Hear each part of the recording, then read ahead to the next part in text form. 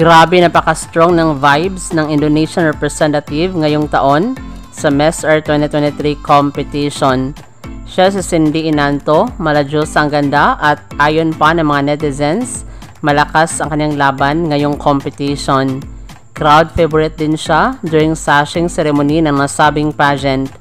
Magaling di umanong magsalita si Cindy na kung saan isa sa mahigpit na kalaban ng mga Latina beauties like Brazil at Colombia. Pati na rin ang ating kinatawan na si Eliana Marie Aduana. Siya na kaya ang susunod na mananalo sa Miss Earth 2023. Maraming salamat sa panonood. Para maging updated ka, huwag kalimutang mag-subscribe.